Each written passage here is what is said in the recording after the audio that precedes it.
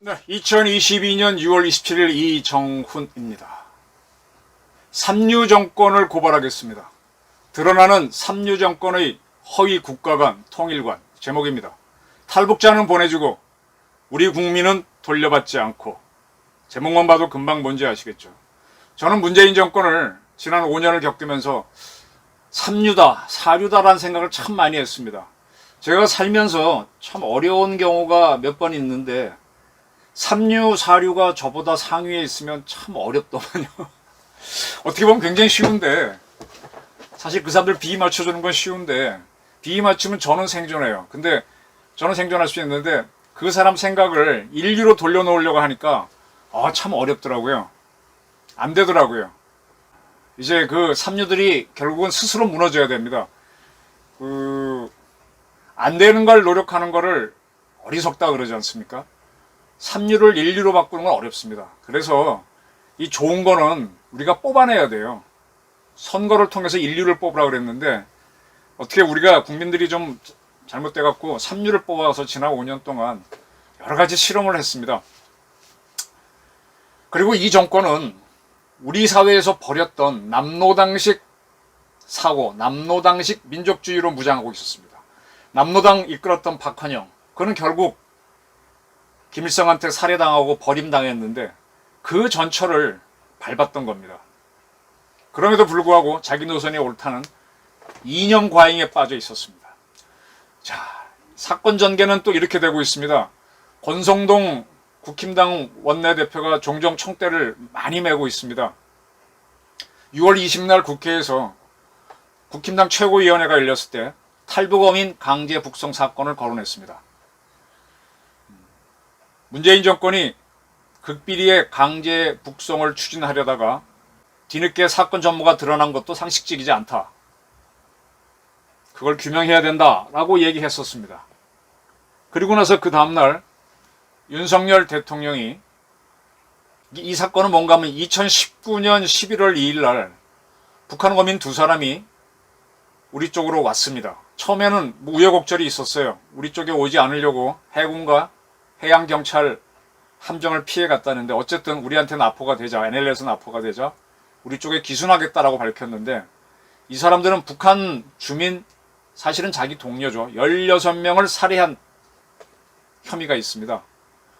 이러한 것들이 밝혀지자 11월 7일 2019년 문재인 정권은 이들을 북한으로 돌려보낸 바 있습니다.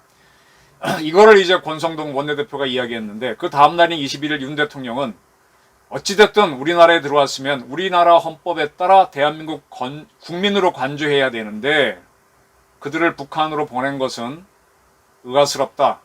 그리고 많은 국민이 문제 제기를 했다라면서 헌법 위반 문제를 짚었습니다. 그리고 진상은 뭐냐라고 했더니 그거는 좀 더 알아봐야 된다 그랬습니다. 자, 이 사건은 아까 말씀드린 대로 NLL에서 이 배가 NLL을 넘어오니까 우리 측에서 뭐냐 하고 잡으러 갔더니 어선이라서 잡으러 갔더니 도망치고 왔다 갔다 하다가 우리 쪽에 잡았습니다. 끌고 갔더니 처음엔 딴소리 하다가 나중에 우리한테 기순하겠다. 왜 그러냐 그랬더니 뭐 동료 16명을 죽였다. 그렇게 되는 겁니다. 근데 그걸 갖다가 문재인 정권이 돌려보냈어요. 돌려보낸 데는 또 이유가 있죠. 2019년이면은 그해 초에 하노이 노딜이 일어나면서 그 다음에 판문점에서 트럼프하고 김정은이가 6월달에 만났는데 이제 깨져나가면서 북한은 막 우리하고 미국을 싸잡아 비난하고 특히 이제 문재인을 가리켜서 삶은 소대가리, 특등 머저리, 그것도 뭐였죠? 뭐 하여간 온갖 역을 퍼부면서 대화를 거부할 때입니다. 근데 이제 그때 부산에서 무슨 국제 행사가 있으니까 문재인 정권에서는 그때 그때 뭐 에이펙인가 뭐 있었죠. 그래서 김정은이를 글로 부르는 형식으로 해서 어떻게 해보려고 길을 쓸 때였기 때문에 그래서 이들을 돌려보냈다. 네, 이렇다면은 이 북한 주민 2명은 희생양이 아니냐 그런 주장이 있는 거죠. 그건 좀 더 알아봐야 되지만 어쨌든 그런 사건입니다. 근데 그때 이미 이들을 북한으로 보냈을 때 대한변협은 이렇게 성명을 발표했습니다. 법률 어디에도 탈북자를 강제 송환해도 된다는 내용은 없다. 잘못됐다라고 지적한 바 있습니다. 변협은 조금은 객관적인 기관인데, 근데 이게 점점 이제 커지고 있습니다. 그때 이제 미국 변호사인 조슈아 스탠턴이라는 사람도 VOA에서 인권 단체들은 문재인 정부가 선원들의 망명 신청을 받아들일 법적 조치를 취하는 대신 살인자라는 북한의 주장을 받아들이는데 충격을 받았다라고 밝힌 바 있습니다. 네. 이렇게 되자 가장 발끈한 사람이 누구냐? 윤건영입니다. 윤건영 국회의원인데 이 친구 참 문제가 많은 친구죠. 이 사람은 어떤 사람인가 하면은 2017년에 문재인 씨가 대통령이 되고 나서 5월달에 되면서 그때 북한이 굉장히 압박을 가하죠. 미사일을 쏘고 화성 15형 시험하고 할 때 굉장히 위기를 느꼈었죠.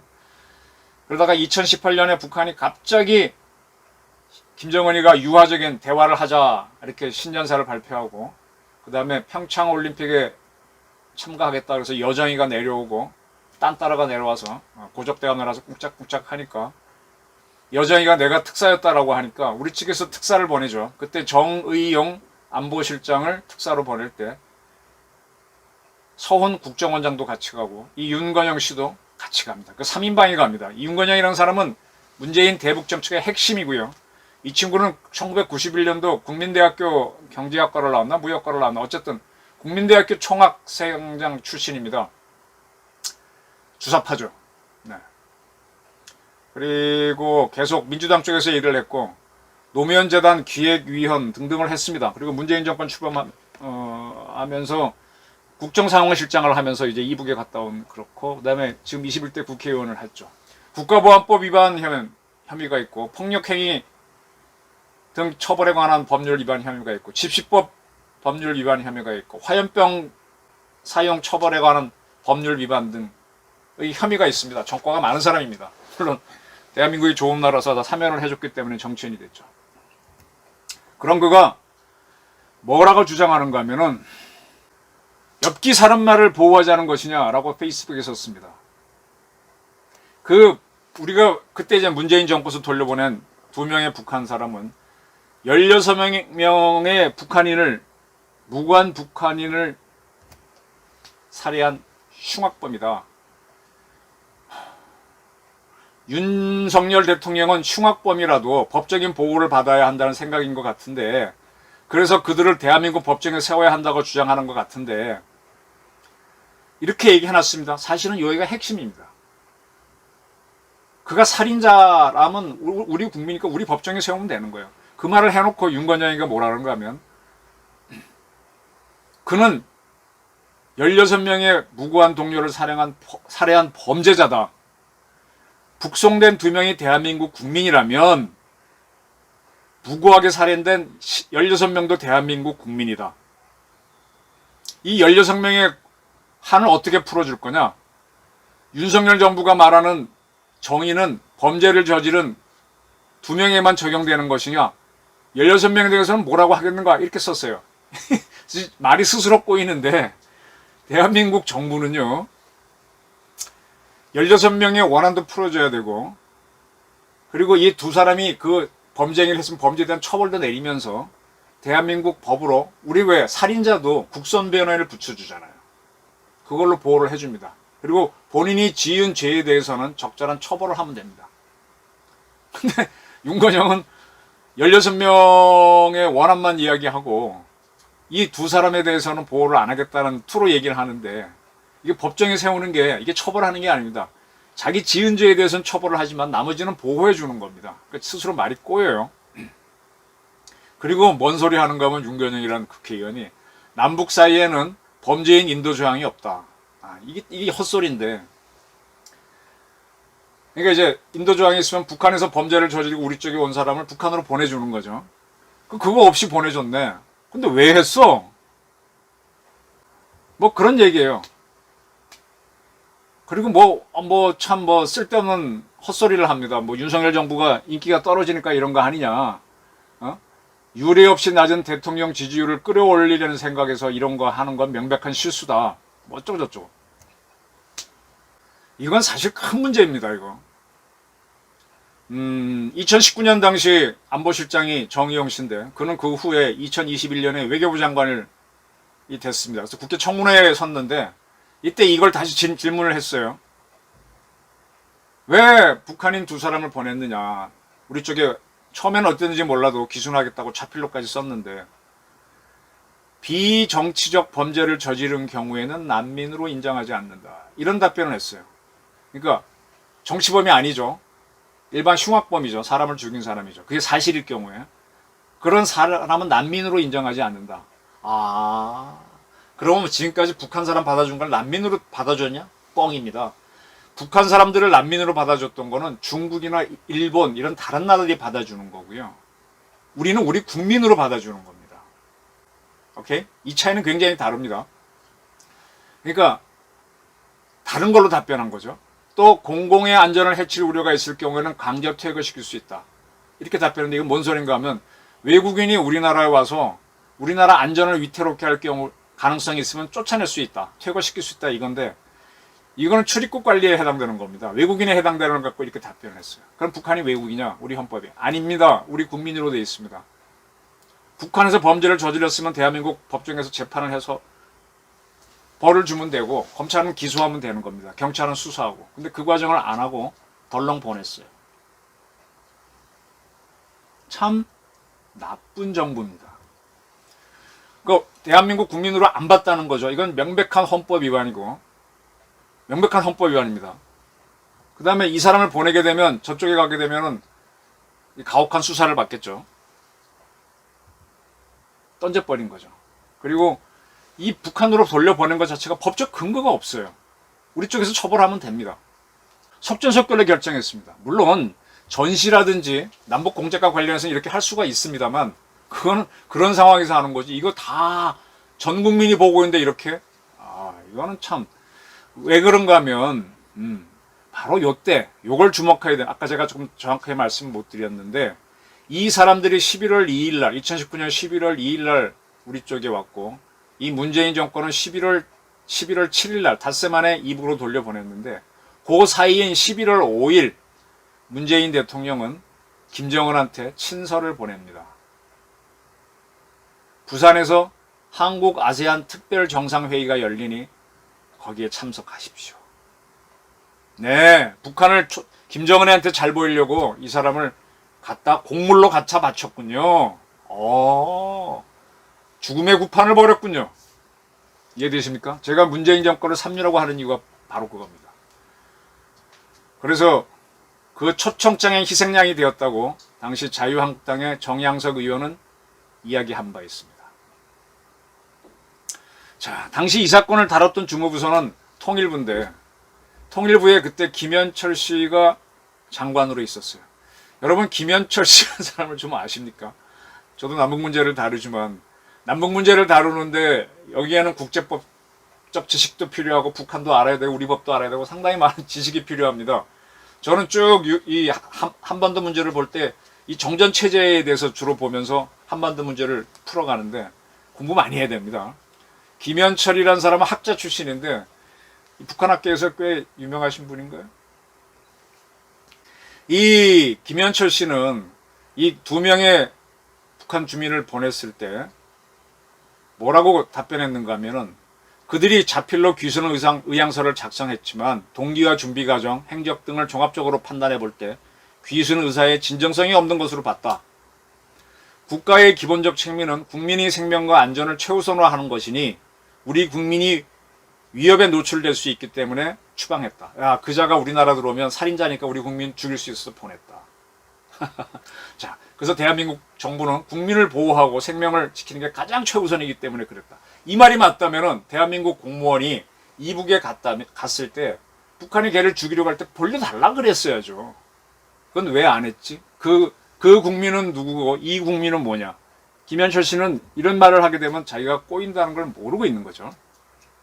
그리고 이들이 우리 해군에게 발견돼서 납포될 때도 우리 해군 특공대들이 들어가서 제압을 했는데 그때 삶을 포기하려는 행동이나 생각을 했다고 합니다. 왜 그랬을까요? 이걸 가지고 이 사람들은 나쁘다라고 김현철 장관은 얘기하는 것 같은데 전후 사정을 보게 되면 16명을 죽였고 그럼 본인들이 얼마나 괴롭겠습니까? 원래 흉악범이 아니고 살인마가 아니라면. 그런 상태에서 어떻게 나와보다가 잡히니까 죽을 생각도 했던 거죠. 그러다 납부되는 과정에서 이럴 수가 있는 거죠.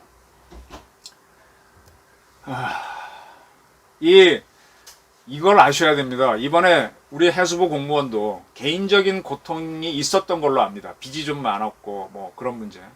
그래서 뭐 배에서 빠져나가는 행동을 했겠죠. 그리고 이북에서 우리 쪽으로 오는 사람들도 북한에서 잘 나가고 잘 먹고 잘 살면 안 옵니다. 절박한 상황이 돼야 와요. 절박한 상황이 뭘까요? 참 어려운 상황일 겁니다. 그 과정에서 마찰이 났으면 사람을 죽일 수도 있고 뭐 큰 범죄도 저지르고 올 수도 있습니다. 정을 딱 끊고 오는 거죠. 거꾸로 저 같은 사람이 만약 이북 간다면 저도 여기서 정을 딱 끊을 만한, 그래야 저쪽으로 가죠. 동기가. 그걸 저쪽 가서 처벌을 할지 안 할지는 그쪽에서 결정하는 거지만. 근데 그거는 어떻게 보면 일반적인 과정인데 그거를 우리 스스로 판단해서 이렇게 합니까? 그런데 김정은을 초청하기 위해서 이랬다. 얼마나 문제가 됐으면 바로 그 당시에 대한변협이 문제가 있다고 얘기했고, 이 천정배 국회의원은 그 당시는 대한신당 소속이었는데 이분은 민주당에서 오랫동안 활동했던 사람이죠. 그가 이 김현철 씨가 그런 장관이 밝히니까 그거는 정부기관, 그 중에서도 공안기관이 판단한 거다. 그들에 대한 거는 그들한테 변호사를 붙여줘서 변호인들을 통해서 그 사람들의 의사를 확인해야 된다. 우리가 살인자가 있어도 살인자는 자기 돈이 없으면 변호사를 못 구하잖아요. 그럴 경우에 어떡합니까? 국선변호에도 붙여주는데 이 두 사람에 대해서는 그것도 안 붙여줬어요. 이 김현철 장관은 합심할 때 그들이 그렇게 얘기했다. 그러니까 그게 바로 공안적 시각이야. 인권이라고는 죽어도 생각하지 않는 시각이야 라고 했고, 변호사 조력을 받을 기회를 줬어야지. 통상적으로요, 귀순자 우리 쪽에 사람이 오면요, 불어는 라포르라 그러는데 처음에 우리랑 그 사람들하고 이제 우리도 낯선 데 오게 되면 누가 물으면 딴소리하고 모른 척하고 뭐 그러잖아요. 긴장 풀기 위해서 어떻게 합니까? 담배도 건네고 뭐 따뜻한 음식도 주고 모욕도 시키고 이렇게 서로 긴장 푸는 과정을 불어로 라포로 영어가 있는데 뭐더라 갑자기 생각이 안 나는데, 그렇게 해서 긴장이 풀리면 그때서야 이제 좀 얘기를 하는 거죠. 참고로 이런 과정이 있습니다. 과거 문세광이가 박정희 대통령을 암살하러 왔다가 실패하고 유경수 여사를 쏩니다. 그리고 이제 현장에서 잡히죠. 그때 이제 중앙정보부에서 수사를 할 때, 그때 이 친구는 한국말을 못했어요. 근데 그때만 해도 일본어를 하는 사람들이 많았죠. 우리가 45년에 해방되고 74년이니까 30년 정도 지났으니까 일본말 하시는 분들이 많았죠. 그래서 일본말로 수사를 합니다. 처음엔 아무 얘기도 안 하죠. 그때 무슨 얘기를 해요, 우리 측 검사가. 너 자카루노 히로 요무, 자카레 날이라고 포사이드가 쓴 소설이 있어요. 암살자 소설입니다. 꽤 유명한 겁니다. 자카레 날, 우리나라에서는 그렇게 번역됐고 일본은 날을 자카루노 히 이렇게 봤다라고 하면서 그 소설 갖고 이야기하다가 내가 바로 자칼이다 하면서 이제 진술을 받아내는 거죠. 그러니까 라포르 과정도 없었던 겁니다. 그리고 덜렁 보낸 겁니다. 이걸 천정배 의원이 지정한 거죠. 탈북어민 2명을 추방 결정한 법적 주체가 모여하다. 최종 결정권자가 누구냐? 라고 하니까 김 장관은, 김현철은 뭐라 그런가 하면, 컨트롤 타워는 국가안보실이다 그러니까 천 의원이, 안보실은 대통령의 참모야. 그는 결정할, 처분할 권한이 없어. 처분 결정을 하는 거는 장관은 통일부 장관이나 우리 법을 다는 법무부 장관, 아니면 대통령이야. 누구야? 이렇게 묻습니다. 여기 답변을 못하니까 그 답변이 없다면 당신은 초법적으로 한 거야. 그리고 이걸 통치행위에 따라서 했다라고 하면은 그거는 통치행위는 자의적으로, 통치행위란 건 그건 군주국 시대나 하는 거죠. 그래서 통치행위 어떤 건지 법적으로 다 정해놨잖아요. 전시라면 또 이런 게 좀 뭐 통치행위가 통할 수 있지만 이건 그것도 아닌데, 이게 바로 불법입니다. 민주주의를 위반하는 겁니다. 그래서 김현철 장관 성대에서 학위를 하고 인제대학교에서 통일학부 교수 좀 하고 그 정도죠. 그 정도 백그라운드밖에 없는 분이죠. 그래서 보냈습니다. 근데 지금 이제 이것이 다시 해수부 공무원 피살 사건에 이어 문제가 되고 있죠.